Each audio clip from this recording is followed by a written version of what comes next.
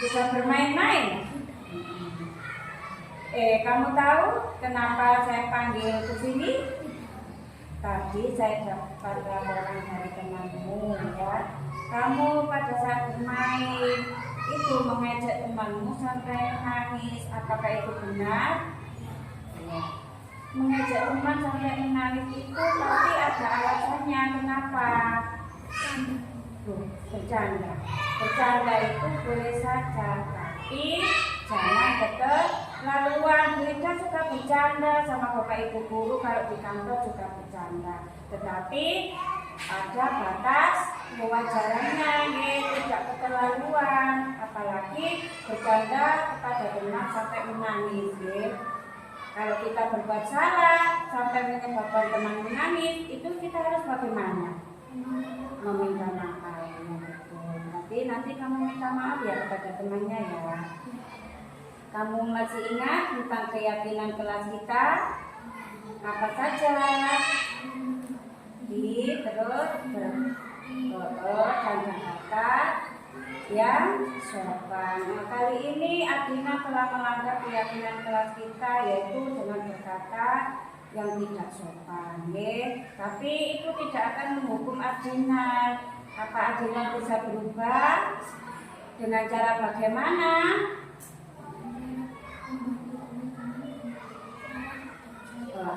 Dimulai dari kapan? Sekarang. Berarti merubah sikap itu harus berbicara dengan sopan ya, saling membantu kepada teman. Kalau besar ini jadi apa? Tentara. Berarti tentara itu harus rajin belajar supaya cita-citanya tercapai. Terima kasih. Jangan ulangi lagi mengajak teman sampai menangis ya. Sudah, terima kasih.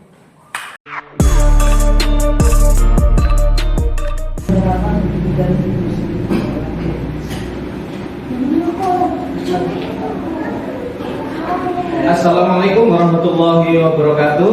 Waalaikumsalam warahmatullahi wabarakatuh. Alhamdulillah, la haula wala quwwata illa billah. Yang saya hormati Bapak Sekolah SDN Sauliman serta Bapak Ibu Dewan Guru serta undangan yang saya hormati.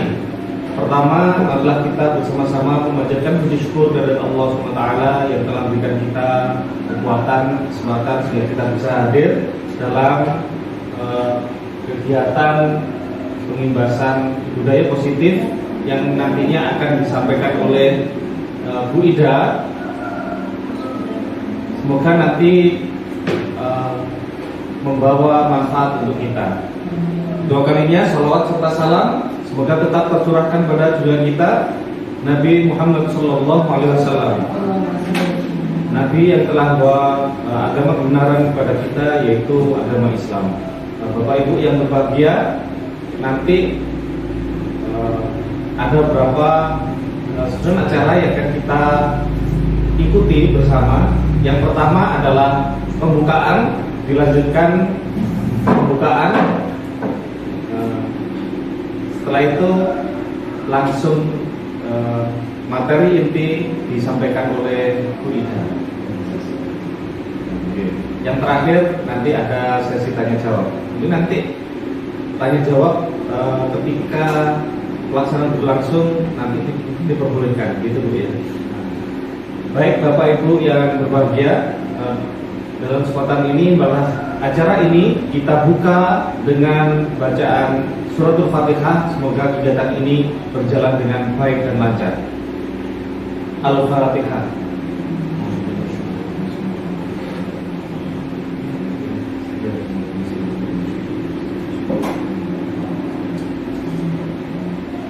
Disampaikan terima kasih.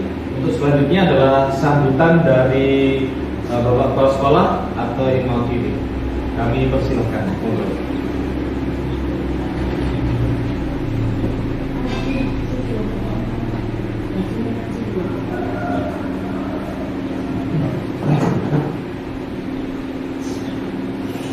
Assalamualaikum warahmatullahi wabarakatuh. Pertama-tama marilah kita panjatkan puji syukur kehadirat Allah Subhanahu wa taala karena pada kita bisa hadir pada acara atau kegiatan penugasan CGP calon guru penggerak untuk materi budaya positif di sekolah.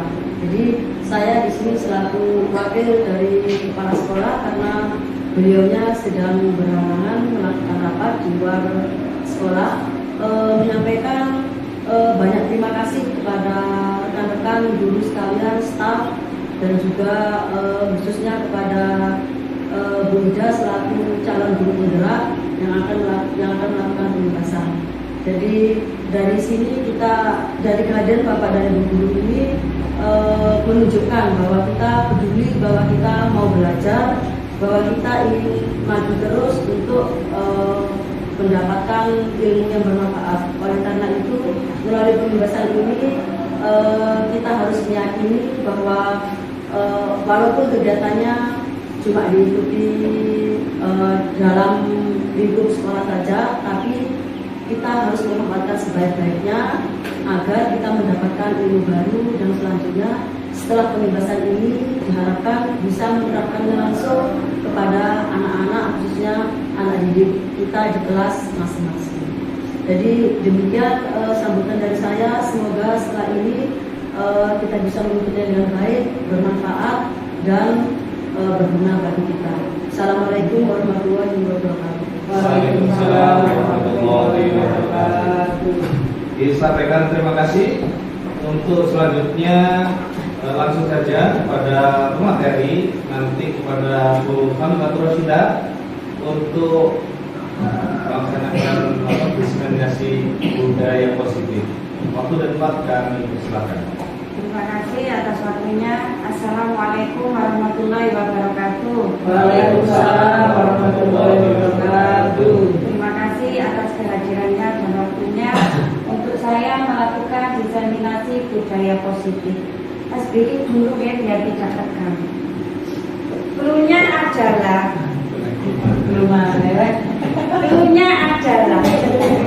sholat itu bulat, sholat itu bulat, sholat itu bulat. Jika 10 adalah 1, 10 adalah 1, maka 18 adalah. Dari mana Pak kok bisa juga? Lokalnya gimana? Oke, 8 itu kan ada bulatnya 2 ya. Jadi berarti 18 itu sama dengan 2. Langsung mama gitu. Belum, masih loading. Berarti 1 kali lagi. Cuma tadi jika 10 adalah 1, 18 adalah 2, maka 19 adalah itu berapa? 1. Iya. Ya, 19 adalah 1. Kona? Kona? Lihat di Bible.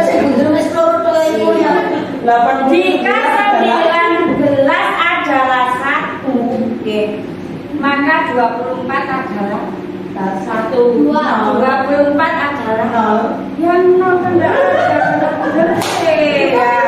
Benar. Tiga lagi bisa dimulai. Bisa. Diseminasi budaya positif oleh saya sendiri, yaitu Hamidatul Rosida, CGP Angkatan 11 Kabupaten Mojokerto. Lanjut. Konsep inti budaya positif adalah yang pertama adalah perubahan paradigma belajar, disiplin positif, nilai-nilai kebajikan, kebutuhan dasar manusia, motivasi perilaku manusia, posisi kontrol guru, keyakinan kelas, dan yang terakhir adalah segitiga restitusi. Apakah makna budaya positif? Atau apa contoh penerapan budaya positif yang kita terapkan? Apakah budaya positif ya perubahan paradigma, kemudian budaya positif di sekolah yaitu nilai-nilai kebiasaan di sekolah yang berpihak pada murid agar mereka dapat berkembang menjadi pribadi yang kritis dan penuh hormat dan bertanggung jawab. Kembali ke budaya positif tadi, Pak. Nah, menurut Bapak Ibu ya, apakah yang dimaksud dengan budaya positif? Kebiasaan. Mengenai Kebiasaan positif yang diterapkan oleh anak didik di sekolah. berarti kebiasaan yang baik yang harus dilakukan di dalam sekolah.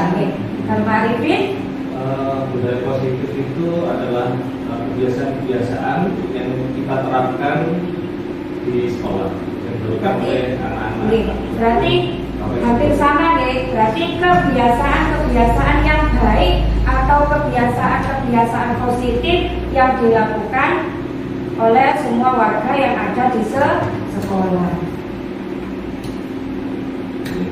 Nanti, Pak. Perubahan paradigma. Filosofi menurut pendidikan Ki Hajar Dewantara, pendidikan bukanlah tabula rasa. Semua anak terlahir dengan bakatnya masing-masing, yaitu anak itu mempunyai bakat yang berbeda dan unik, kemudian mempunyai budi pekerti. Tugas guru menuntun bakat tersebut agar anak tumbuh dengan semangat dan bahagia. Guru ibarat petani, anak ibarat biji jagung. Kodrat alam dan kodrat zaman, serta pembelajaran dilakukan berpihak pada murid atau anak. Perubahan paradigma untuk membangun budaya yang positif, sekolah perlu menyediakan lingkungan yang positif, aman dan nyaman, agar murid-murid mampu berpikir, bertindak, dan mencipta dengan merdeka, mandiri dan bertanggung jawab. Lazimnya, disiplin dikaitkan dengan kontrol. Dalam hal ini adalah kontrol guru dalam menghadapi murid. Perubahan paradigma teori kontrol atau ilusi kontrol. Yang pertama, berikut ini paparan dari Dr. William. Dalam kontrol teori, ilusi guru mengontrol murid. Ilusi bahwa kritik akan membuat orang merasa bersalah, dapat menguatkan karakter. Ilusi bahwa semua penguatan positif, efektif dan bermanfaat. Ilusi bahwa orang dewasa memiliki hak untuk memaksa.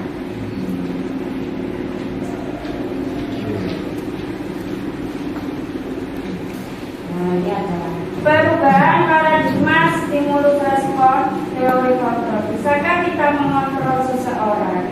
Stimulus respon yang pertama, kita mencoba mengubah orang agar berpandangan sama dengan kita.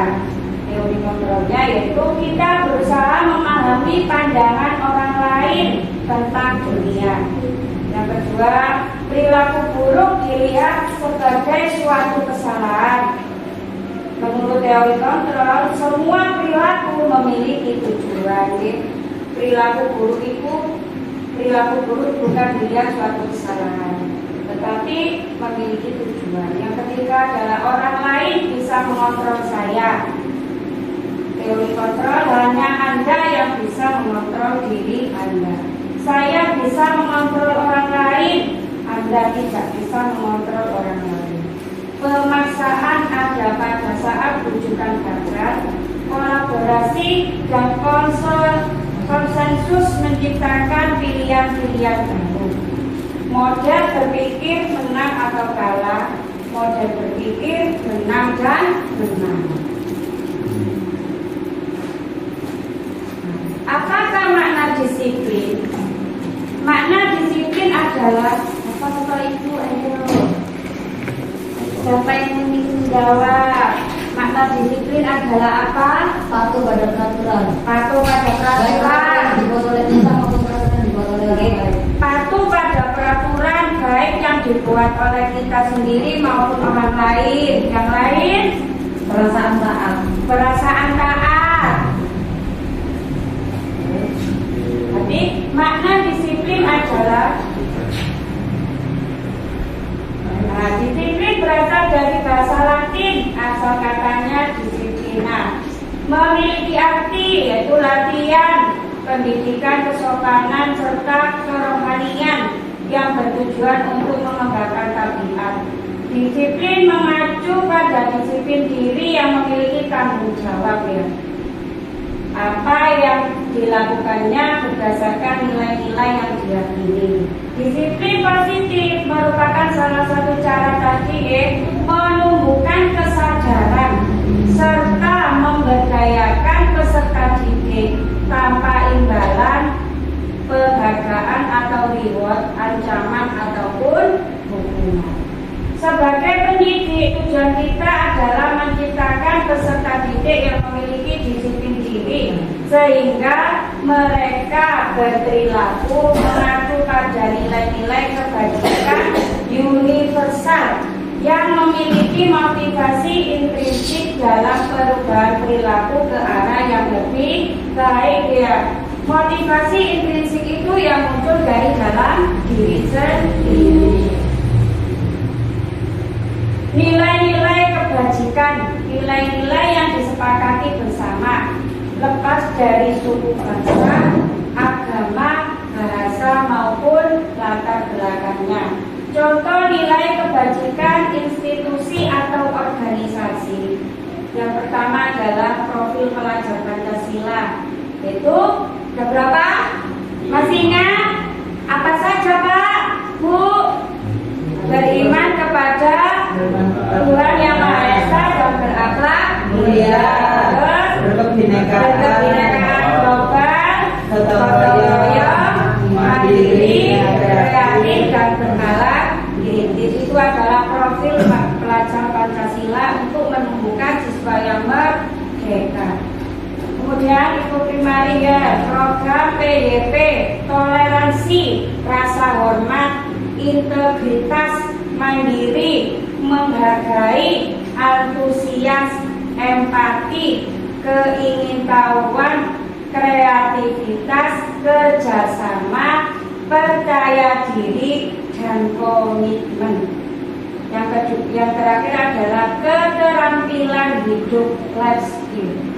Dapat dipercaya, lurus hati, pendengar yang aktif, tidak merendahkan orang lain, dan memberikan yang terbaik dari dirinya. Menurut Ki Hajar Dewantara menyatakan bahwa untuk mencapai kemerdekaan atau dalam konteks pendidikan kita saat ini dan untuk menciptakan murid yang merdeka, syarat utamanya adalah harus ada disiplin yang kuat. Disiplin yang dimaksud adalah disiplin dari dalam hati yang memiliki motivasi internal. Jika kita tidak memiliki motivasi internal, maka kita memerlukan pihak lain untuk mendisiplinkan kita. Contoh disiplin dari dalam diri Bapak Ibu. Yang pertama itu misalnya apakah kita akan berangkat lebih pagi jika kita mendapatkan reward atau hadiah? Tidak. Karena apa? Kita berangkat lebih pagi atau tepat waktu itu merupakan disiplin dari dalam diri, karena itu adalah suatu kewajiban kita. Kalau kita dapat terlambat untuk mengajar, kita akan merugikan anak-anak.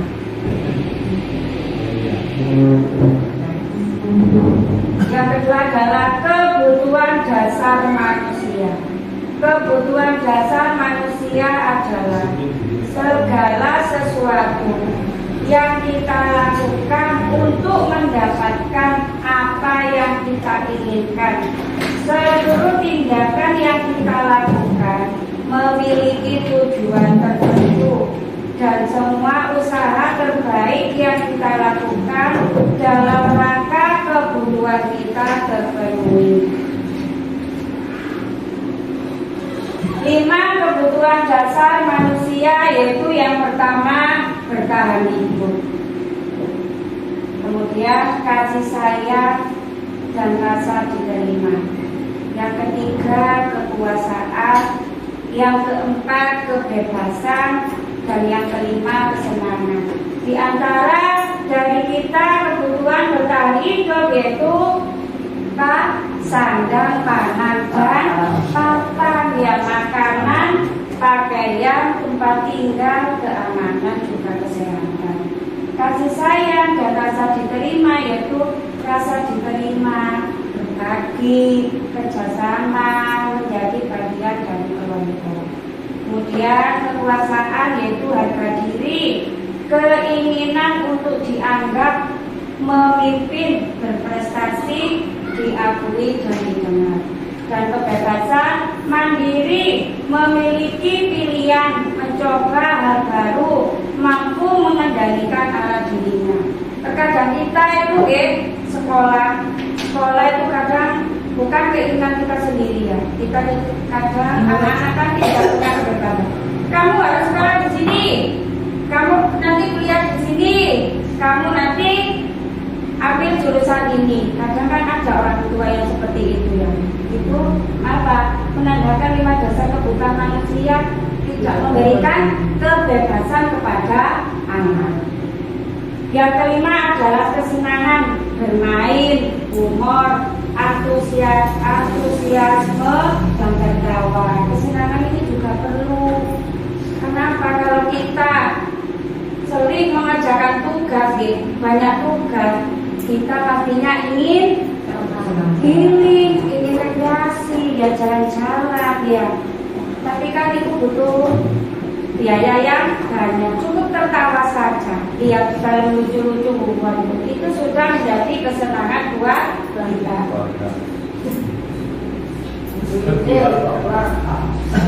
Nah, ini adalah kasus Pak Rama mengajar di kelas 4 SD Selorejo, sedang berusaha mencari solusi dalam menghadapi salah satu siswa di kelasnya yang bernama Wahyu. Pada jam istirahat makan bersama, seringkali Wahyu meminta makanan temannya dengan paksa. Padahal ia sudah membawa makanan sendiri, dia sudah bawa bekal lo sejaluk dari konsolnya dengan paksa. Jika Anda menghadapinya, apa yang Anda lakukan dan apa alasan Wahyu melakukan hal tersebut? Jika Bapak Ibu menjadi Pak Wahyu, Pak Rama, apa yang akan Ibu lakukan terhadap Wahyu? Maksudnya Wahyu ini, aku menjadi makanan konsolnya, apakah langsung seperti itu? Apa yang akan Anda lakukan jika Anda sebagai Pak Rama? Saya nih. Iya, Pak Rama. Kalau saya jadi Pak Rama, itu nanti saya harus minta keterangan dulu sama Wahyu, sama teman-temannya. Ya. Alasannya Wahyu itu apa, gitu ya?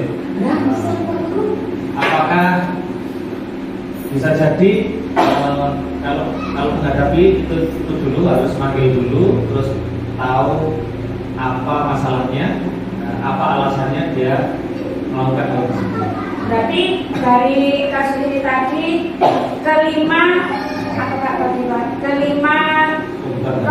dasar manusia tadi apa yang belum terpenuhi dari Wahyu, gitu ya? Oke, bisa jadi alasan Wahyu melakukan hal tersebut itu dia pilih senang-senang saja.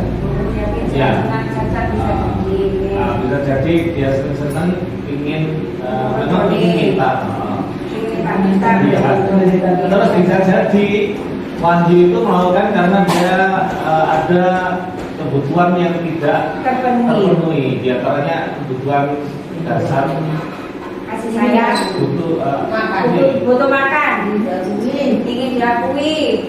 Kebutuhan dasarnya itu yang awal bukan hidupnya, bertahan hidup. Padahal dia kan sudah bawa makanan, Pak, sudah bawa bekal dari rumah. Kenapa Pak masih minta kepada temannya? Mungkin kurang bagaimana? Mungkin dia masih kurang makannya, jadi memilih kebutuhan dasar yang diambil adalah bertahan hidup. Bisa jadi itu tuh ya, atau memang dia apa namanya senang melakukan itu, terus dia itu juga Senang di atas menderita. ya, karena dengan melakukan itu bisa jadi dia ingin mendapatkan Perhatian dari gurunya, karena mungkin di rumah dia kurang perhatian. Berarti teman-teman ini diakui. Iya, Teman-teman ini ini diakui. diakui, ya. Enggak, lanjut. Next. Dalam senang, kasih sayang, bisa beribadah. Dalam konteks penerapan disiplin positif, Pak Rama sebaiknya mencari tahu alasan, betul ya Pak ya. Kita jangan langsung memanggil kamu apa menjalan-jalan penganan ya. Kita sebaiknya Pak Rama sebaiknya mencari tahu alasan mengapa Wahyu melakukan tindakan seperti tindakan tersebut agar mengetahui kebutuhan mana yang sedang berusaha dipenuhi oleh Wahyu. Nah, apabila jawaban Wahyu karena dia lapar, maka dia ingin bertahan hidup. Dia senang teman-temannya memperhatikan, kadang kan boleh perhatian ya Oke, maka dia butuh cinta dan kasih sayang atau kebutuhan untuk diterima. Atau kalau dia menjawab ia merasa hebat karena temannya merasa takut, berarti pengakuan atas kemampuannya dia. Atau apa tadi? Ya, kemampuan atas kemampuannya. Untuk bosan dengan bekal yang sama, maka dia perlu kebebasan mendino kok dikawan ceklok dulu kayak sampai seminggu lah. Iseng-iseng dan bercanda, maka dia mencari kesenangan. Senang bojo-bojo nih apa mana nanti nangis. Teori motivasi perilaku manusia. Yang pertama, untuk menghindari ketidaknyamanan atau hukuman. Apa yang akan terjadi apabila saya tidak melakukannya? Motivasi eksternal. Dua, untuk mendapatkan imbalan dari orang lain atau institusi. Apa yang akan saya dapatkan apabila saya melakukannya? Motivasi eksternal. Untuk menghargai diri sendiri, saya akan menjadi orang yang seperti apabila saya melakukannya. Itu adalah motivasi internal yang harus diwujudkan dalam diri kita, yaitu sebagai seorang pendidik untuk mencapai tujuan disiplin positif. Perbedaan hukuman, konsekuensi, dan restitusi. Hukuman itu tidak terencana, tiba-tiba. Kemudian yang kedua, murid tidak tahu apa yang akan terjadi atau tidak dilibatkan kalau kita memberi hukuman. Anak langsung ditunjukkan bahwa dia bersalah. Kemudian bersifat satu arah. Yang terakhir adalah berupa hukuman fisik atau psikis. Kadang kalau kita menerapkan hukuman itu lari 100 kali meneliti lapangan, hormat di bawah bendera dari pagi sampai siang. Kemudian konsekuensi terencana atau disepakati sesuai dengan peraturan. Murid tetap dibuat tidak nyaman. Jika guru selalu memonitor murid, antara hukuman dan konsekuensi itu tidak sama, Kalau hukuman itu hanya bersifat satu arah, kalau konsekuensi itu sudah disepakati sesuai dengan peraturan. Yang ketiga adalah restitusi, proses menciptakan kondisi bagi murid untuk memperbaiki kesalahan. Atau proses kolaboratif yang mengajarkan murid untuk mencari solusinya sendiri. Oh iya, tuh. Tadi kan yang hukuman itu memang nantinya akan ada dampaknya juga. Iya, betul. Dampak ke anak itu nanti menganggap bahwa segala sesuatu itu pasti nanti ada dampak dari yang kita berikan, baik itu fisik maupun psikisnya nantinya.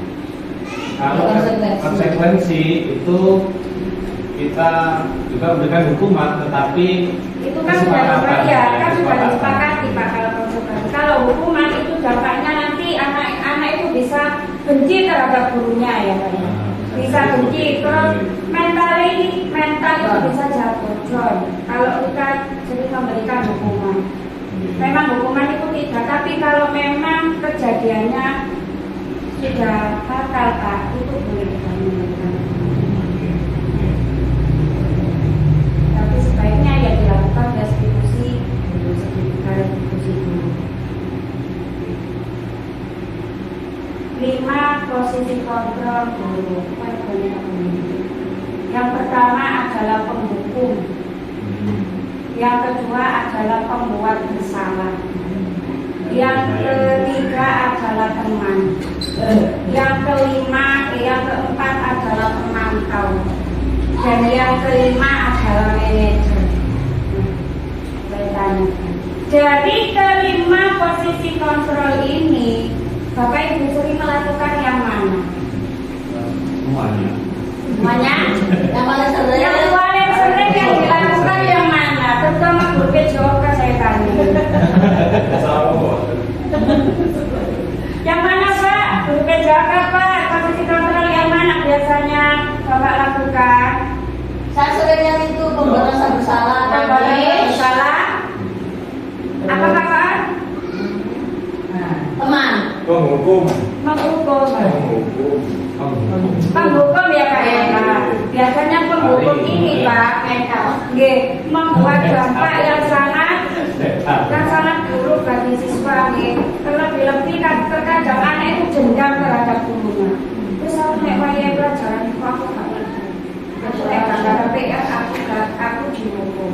Iya. Membuat rasa dendam. Terus semangatnya itu turun dalam hal pembelajaran. Pak Rifin biasanya melakukan posisi kontrol yang mana? Hampir semua. Yang sering dilakukan? Iya, karena melihat situasi dan kondisi. Kadang saya jadi pemantau, kadang sebagai penghukum, kadang juga merasa bersalah, kadang sebagai teman, kadang juga sebagai manajer. Berarti semua diterapkan ya Pak? Iya.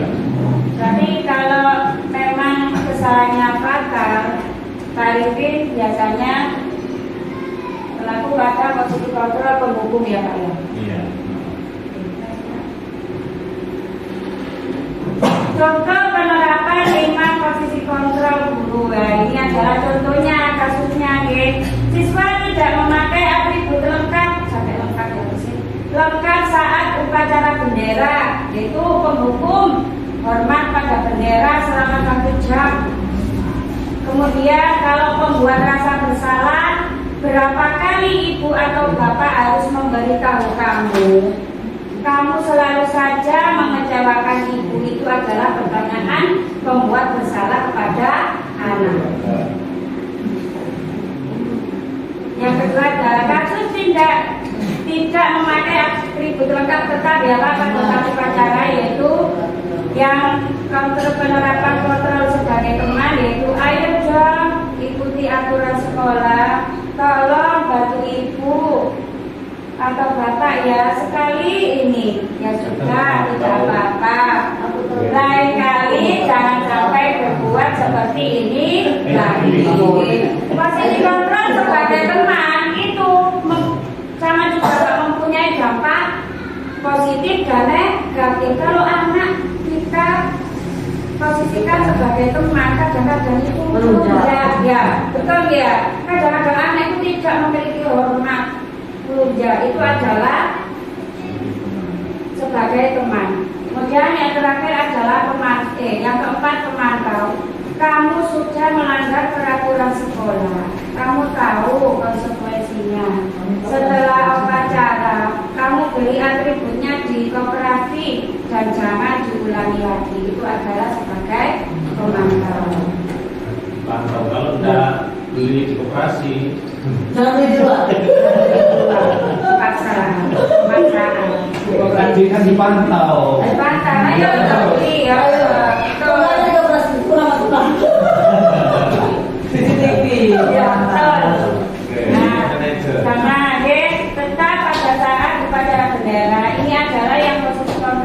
kelima adalah sebagai manajer. Ya. Apakah kamu tahu kesalahanmu?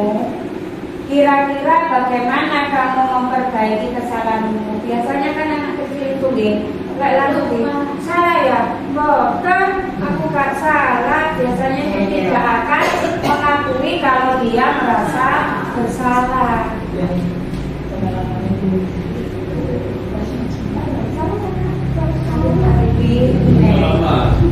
Kalau ada yang seperti itu, oke. Berarti dia harus tahu mana salahnya gitu ya. Iya betul. Ditanya dulu, apa kamu topi? Jangan kak, ditanya yang baik dulu. Menstabilkan identitas dulu. Kenapa kamu kok tidak memakai atribut sekolah?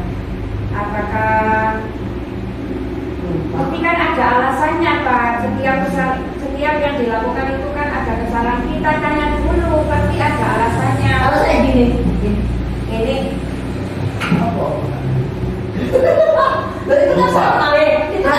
setelah ini nanti kita praktek segitiga restitusi ya. itu kan sama, itu kan juga nanya Iya. kan gayanya orang beda. Iya, kayaknya orang berbeda.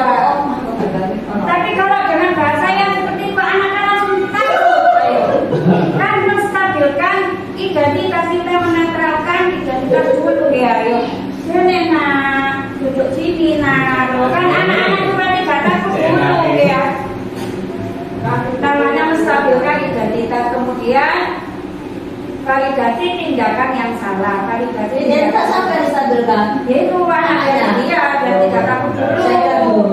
Ini dulu akan bertakut. Ya, ilmunya usah dulu.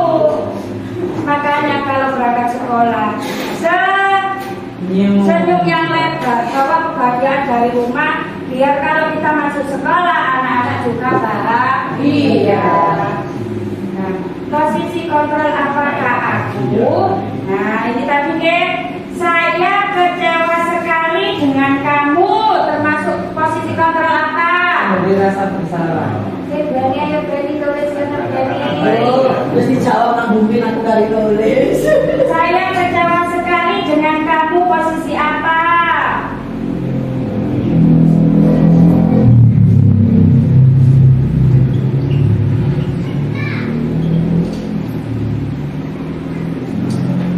Terus kamu tidak benar melakukannya. Ayo. Kamu tidak benar melakukannya, salah terus. Oh ini. Nah, oke. Ayo, ayolah lakukan demi Bapak Ibu ya. Ayolah. Ini kan modern lain ya. Ayolah.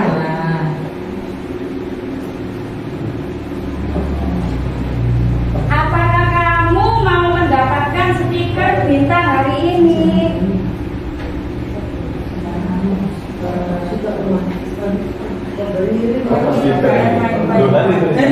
Kami kan buku Pak, itu benar ya, nomor 4. Ya Pak, betul. Mana? Iya nomor 5, Anjir. Bagaimana kamu bisa menyelesaikan masalah ini? Memantau.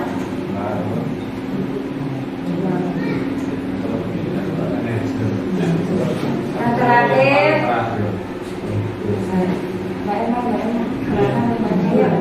kamu selalu yang paling terakhir. Kamu selalu yang paling terakhir. Atau mali. Atau mali. Masih cilik, Astagfirullah. Saya kecewa sekali dengan kamu. Menurut Bu Eni adalah kontrol pemberi rasa bersalah atau pembuat rasa bersalah. Yang kedua, kamu tidak pernah benar melakukannya menurut Pak Arifin Pengeluh. Ayolah lakukan demi Bapak atau Ibu ya, itu adalah benar. Yang nomor 4, apakah kamu mau mendapatkan stiker bintang hari ini? Benar. Bagaimana kamu bisa menyelesaikan masalah ini mengantar. Kamu selalu yang paling terakhir dalam hidup. Coba Pak Ibu lihat. Apakah benar? Apakah benar? Nah, Berarti ini yang salah, Gen. Seharusnya apa ini? Betul. Ya, Yang atas tadi. yang Anda tadi kan memberi rasa bersalah. Kemudian kamu tidak pernah benar melakukannya, itu penghukum, ya. Betul kan, ya? Ayolah kamu lakukan demi Bapak Ibu teman. masih aku tulisannya. Apa yang kamu lakukan itu kan seharusnya Loh, pas mantau. pemantau. Tapi jawabannya kan teman. Jawabannya kan teman. Nggak cocok. Kemudian bagaimana kamu bisa menyelesaikan masalah ini? Benarkah penghukum? Ya. Salah, seharusnya kan manajer ya. Bagaimana kamu terakhir? Terus yang terakhir adalah kamu selalu yang paling terakhir adalah Oh, betul, saya Mas Jono ada wis kali gak tahu mati. Terus kamu aku? Kan tidak tahu. Jangan sekali-kali gitu ya Bapak Ibu mau Ya, anak ya. langsung aja. Iya. Oh iya. Saya dulu itu ini Bu, apa? Selalu ngedorkan anak dulu, baru kita isi yang baru, begitu. Anu namanya. Tapi karakter anak kan berbeda Pak. Kadang-kadang Iya. kalau anak selalu didorkan itu dia itu kadang berangkat sekolah itu malas, alasan-alasan mulus, aku kok mesti jadi mulus. Kan karena apa? Karakter anak itu adalah berbeda, unik kan, jadi tidak semua anak sama. Kalau semua anak sama ya aku jalur Nah, itu yang ribet menjadikan Nah, iya, betul. satu visi itu yang yang sulitnya di situ untuk menjadikan satunya. Oke, next ya. Keyakinan kelas Allah itu sangat Dosa. Oh. Suatu resiko kita. Ini kelas Aku siji. mau wes ujungnya jadi jelek. Itu kelas Keyakinan kelas, keyakinan kelas. Mengapa keyakinan kelas?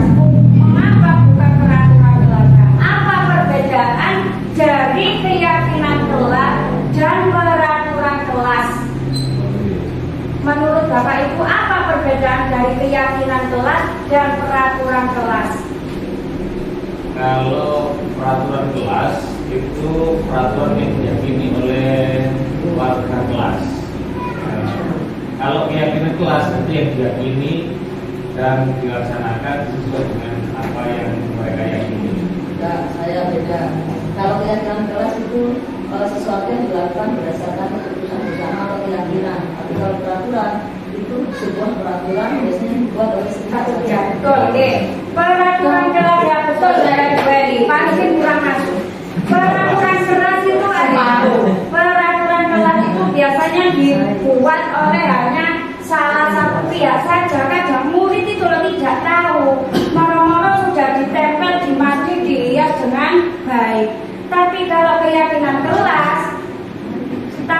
keyakinan kelas itu dibuat secara bersama-sama antara guru dan murid saling bekerja sama, berkolaborasi untuk menciptakan keinginan belajarnya itu yang bagaimana. Itu adalah keyakinan kelas. Jelas nggih? Kalau peraturan itu biasanya hanya dibuat oleh sepihak saja. Tapi kalau keyakinan kelas itu melibatkan guru dan murid.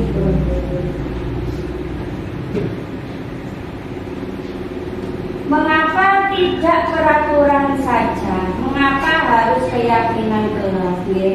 Untuk mendukung motivasi intrinsik kembali ke nilai-nilai keyakinan lebih menggerakkan seseorang dibandingkan mengikuti serangkaian peraturan-peraturan.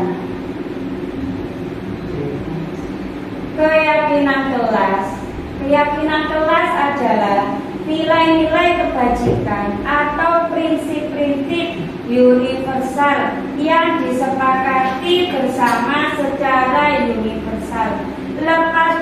dari latar belakang suku, negara, bahasa maupun agama. Menurut Broder 1998, suatu keyakinan akan lebih memotivasi seseorang dari dalam diri sendiri, yaitu intrinsik, tanpa ada dorongan dari orang lain, tumbuh langsung dari dalam hati. Seseorang akan lebih bersemangat untuk menjalankan keyakinannya daripada hanya sekedar mengikuti serangkaian peraturan. Pembentukan keyakinan kelas. Nah, yang pertama bersifat abstrak, berupa pernyataan universal atau menyeluruh, dibuat dalam pernyataan yang positif, sedikit saja agar mudah diingat, sesuai dengan kondisi kelas dan sekolah sehingga mudah diterapkan.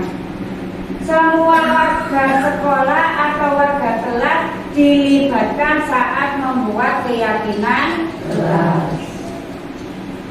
Contoh keyakinan kelas, Bapak Ibu, apa yang menurut panjenengan semua yang dilakukan di kelas? Kata-kata positif untuk keyakinan kelas. Di kelasnya masing-masing itu apa saja dulu? Disiplin, tanggung jawab, Membantu teman yang kesulitan. berarti saling membantu, ya, saling membantu, Bekerja sama.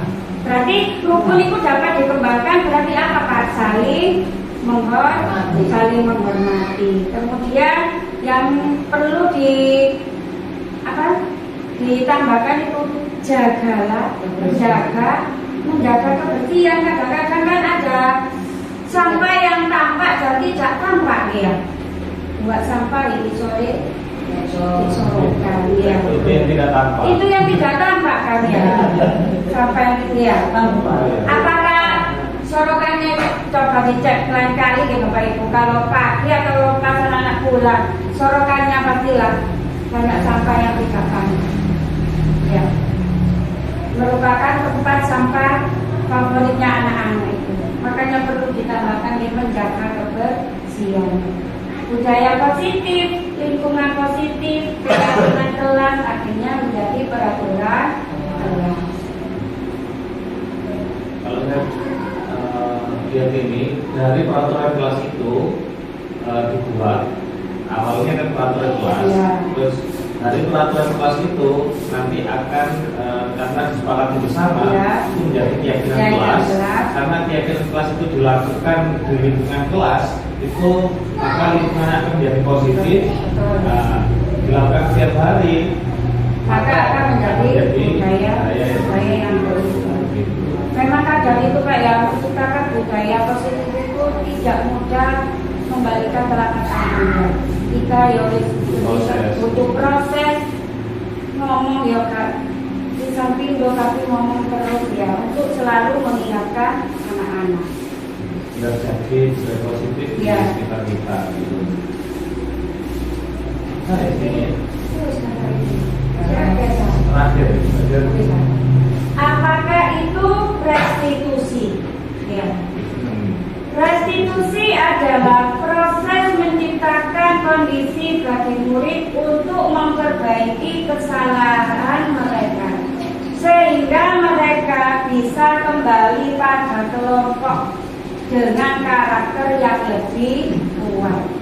Restitusi juga merupakan proses kolaboratif yang mengajarkan murid untuk mencari solusi untuk masalah mereka dan membantu murid berpikir tentang orang seperti apa yang mereka inginkan dan bagaimana mereka harus memperlakukan orang lain. Apakah perlu praktek segitiga restitusi Bapak Ibu? 9 ciri-ciri restitusi. Yang pertama, bukan untuk menebus kesalahan, namun untuk belajar dari kesalahan. Yang kedua, memperbaiki hubungan. Yang ketiga, tawaran bukan paksaan. Yang keempat, restitusi menuntun untuk melihat ke dalam diri. Restitusi mencari kebutuhan dasar yang mendasari tindakan. Restitusi diri adalah cara yang paling baik. Restitusi fokus pada karakter bukan tindakan. Restitusi fokus pada solusi bukan hukuman.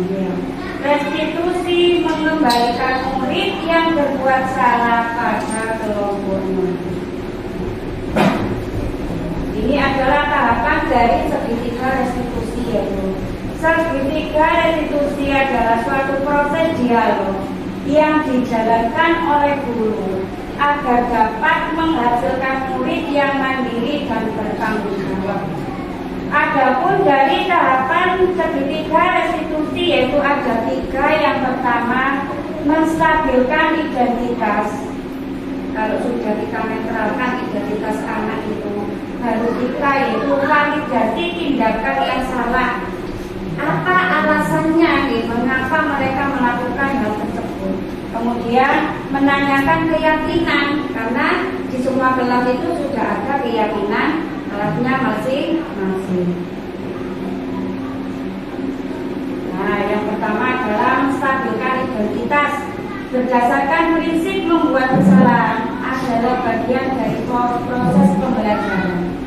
Nah, contohnya, berbuat salah itu wajar, tidak ada manusia yang sempurna. Bapak Ibu juga pernah melakukan itu, kenapa ya? Saya pas kolaborasi itu, jangan sampai Bapak mengucapkan ini, karena sama saja membuka aib sendiri.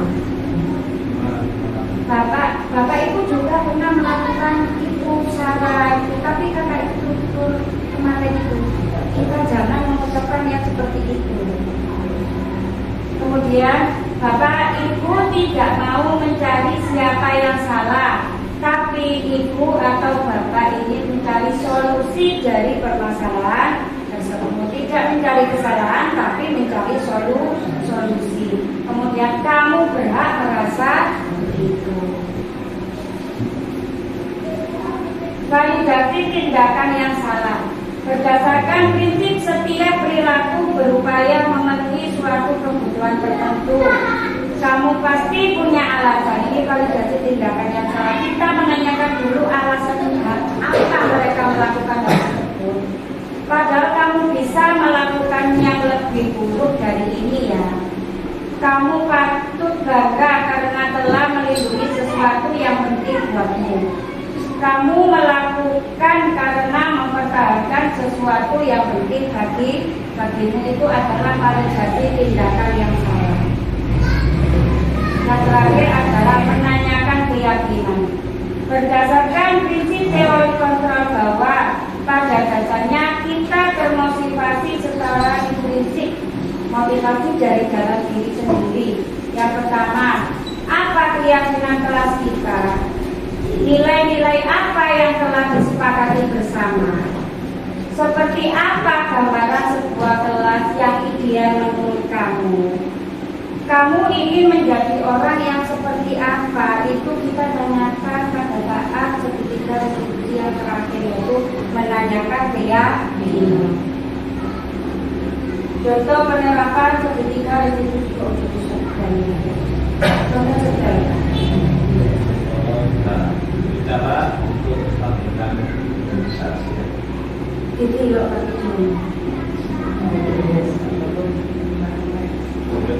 ini bisa ini. Hah? Gimana menit itu? Lo kok ada suaranya Pak? Yang tidak tahu memang. Ceritakan tentang apa ini?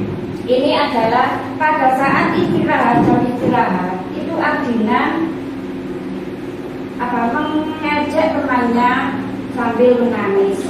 Nah, kemudian sama lari laporan pada saya. Akhirnya Ardina saya panggil, sini nak, cucu nak, itu menstabilkan identitas, tidak langsung menghujat. Kemudian saya tanya, apa alasannya melakukan hal itu? Adina menjawab, karena bercanda. Terus keyakinan kalau kita bercanda itu kan boleh saja ya Pak ya, tapi asal tahu batasnya. Kemudian Adina kalau sudah melakukan kesalahan itu Adina harus bagaimana? Adina menjawab, minta maaf Bu.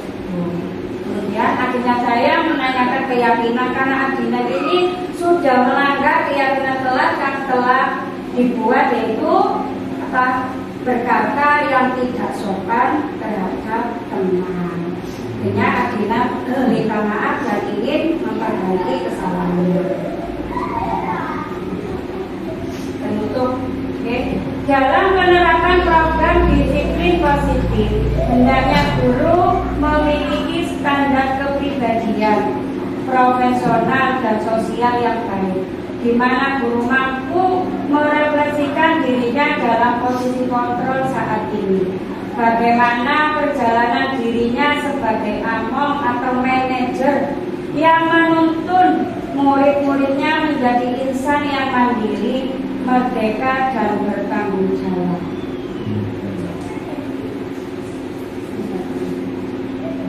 Nah, demikian disertasi dari saya. Bila ada pertanyaan, monggo, dan saya ucapkan terima kasih. Ya, monggo dulu. jadi pertanyaan saya, seberapa pentingkah penerapan segitiga restitusi di sekolah? Oke, terima kasih. Aku langsung ke pertanyaan ini Langsung dijawabnya. Seberapa pentingkah ya menurut saya segitiga restitusi itu dilaksanakan? Itu adalah sangat penting dilakukan. Karena apa? Segitiga restitusi itu adalah proses menciptakan kondisi anak untuk memperbaiki kesalahan, ya. Untuk memperbaiki kesalahan sehingga karakter mereka itu lebih kuat untuk kembali ke kelompoknya, ya. Bukan menghujat mereka, tapi menemukan solusi mereka untuk memperbaiki kesalahannya. Oh, Ya, jelas. jelas. Oke. Yang kedua, saya tadi disitu dipaparkan bahwa ada 5 kontrol posisi guru. 5 kontrol posisi guru. Nah, berdasarkan dari penjelasan 5 posisi kontrol guru. ya betul. 5 posisi kontrol guru. Nah, berdasarkan dari penjelasan tadi, setidak-tidaknya berarti guru harus paham bagaimana kondisi anak setiap individu, setiap anak. Jadi nanti guru akan bisa merata, oh anak ini cocoknya kita harus ada dalam posisi penghukum, kita harus ada dalam posisi pembuat rasa bersalah, teman, pemantau atau manajer. Apa seperti itu? Kemudian pertanyaan selanjutnya, kira-kira dari 5 posisi kontrol guru itu mana yang paling baik yang bisa kita lakukan?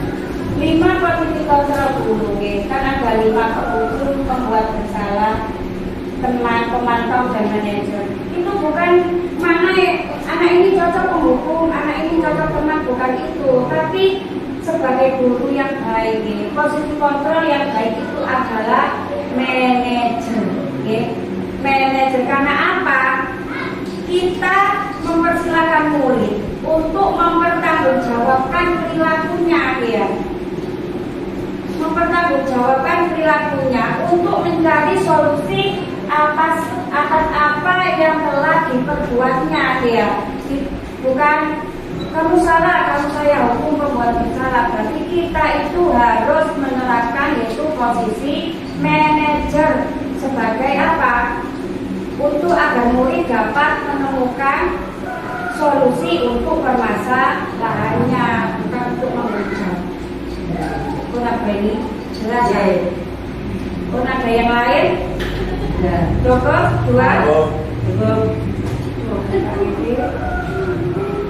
Demikian pemaparan dari saya, semoga diseminasi budaya positif yang saya diimplementasikan hari ini bermanfaat untuk kita semua dan budaya positif dapat kita terapkan di sekolah kita SDN Seloliman tercinta.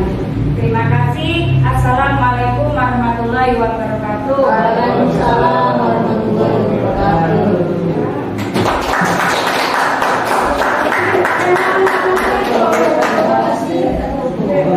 Ya, ditutup dulu sebentar. Kemudian Disampaikan terima kasih kepada Bu Ida atas pemaparan diseminasi budaya positif. Semoga nantinya dapat kita terapkan di kelas masing-masing dan di sekolah, khususnya di sekolahan SDN Seloliman yang tercinta. Kita tutup kegiatan ini dengan bacaan hamdalah bersama-sama. Alhamdulillahirobbilalamin. Saya sampaikan Assalamualaikum warahmatullahi wabarakatuh. Waalaikumsalam warahmatullahi wabarakatuh.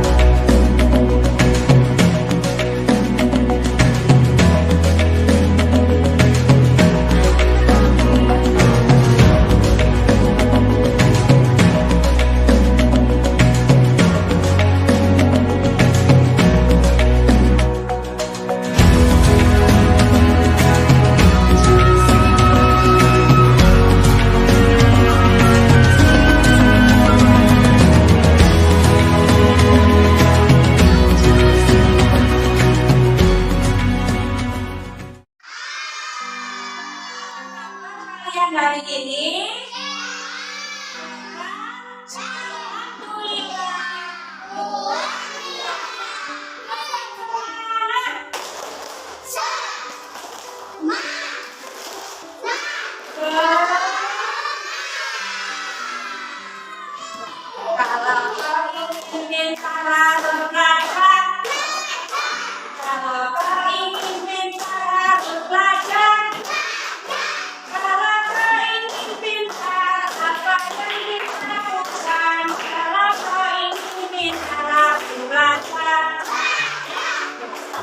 siapa ingin untuk belajar? Hari ini kita akan merencanakan sampai kepingin seperti apa kelas yang kita inginkan untuk belajar. Oh, betul. Kita menginginkan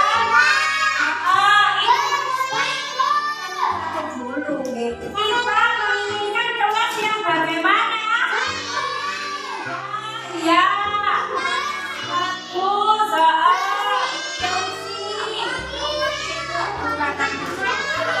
Wangi, mereka di sini.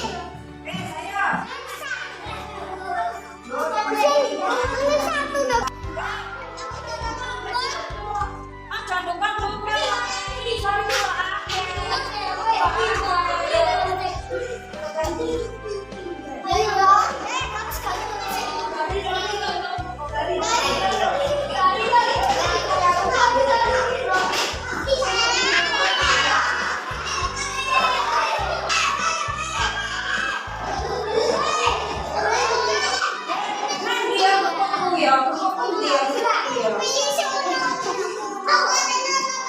Ini ada yang menulis indah, ada yang menulis bersih, ada juga yang menulis rapi.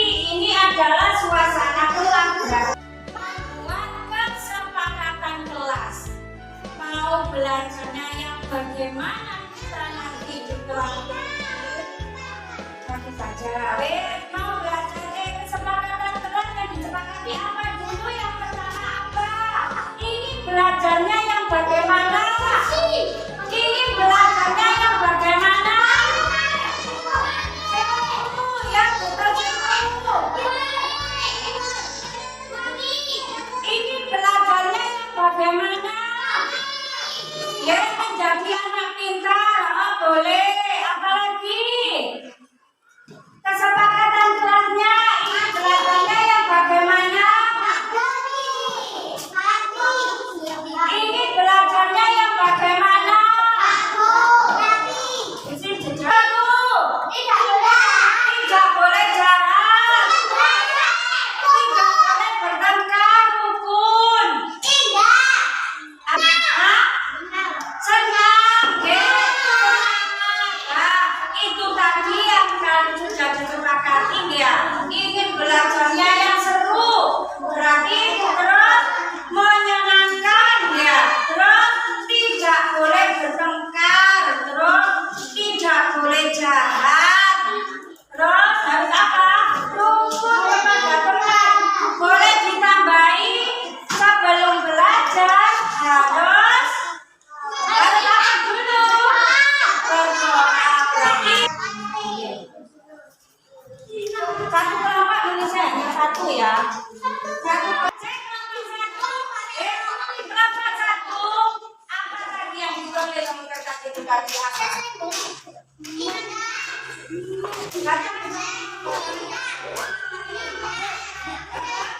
Menjadikan